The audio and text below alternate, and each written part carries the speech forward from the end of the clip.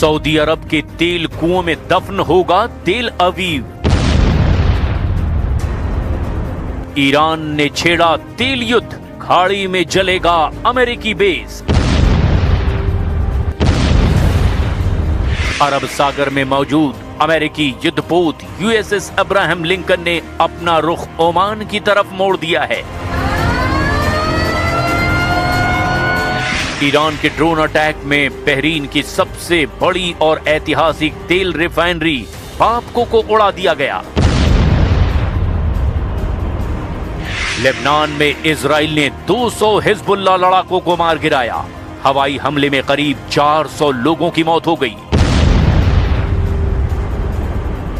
Cyprus में Britain के airbase पर हमले के बाद तुर्की ने 6 F-16 लड़ाकू विमान और एयर डिफेंस सिस्टम तैनात कर दिए हैं।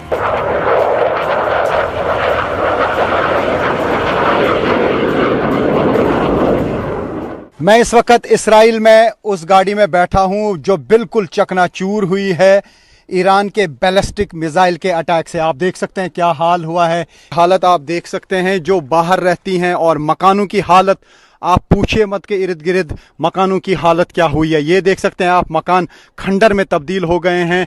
और ये आप देख सकते हैं इस्राएली डिफेंस फोर्सेस के लोग अब शायद ये समझने की कोशिश कर रहे हैं कि ईरान के बैलिस्टिक मिसाइल यहाँ के एयर डिफेंस सिस्टम में सेंध लगाने में कैसे कामयाब हुए। अब मिसाइलें सिर्फ शहरों पर नहीं गिर रही, निशाने पर हैं तेल के कुएं, रिफाइनरी और अमेरिकी मिलिट्री बेस। क्या दुनिया की अर्थव्यवस्था तेल से जल जाएगी? खाड़ी में नहीं बचेगा एक भी अमेरिकी बेस। जंग की आग में जल जाएंगे खाड़ी देश। स्ट्रेट ऑफ हॉर्मुज से गुजरने वाला हर जहाज बारूद बन गया है।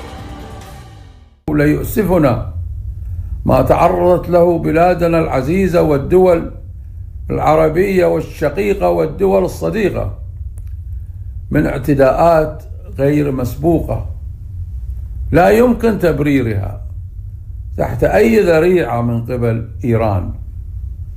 فالبحرين كانت وستظل دولة سلام لم تبادر يوما إلى استعداء أحد، ولم تنتهج إلا سبيل التعاون وحسن الجوار.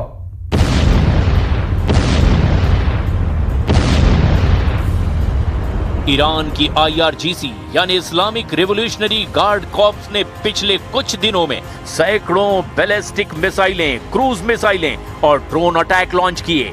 इन सभी हमलों का बस एक ही मकसद था, खाड़ी में अमेरिकी अड्डों की तबाही।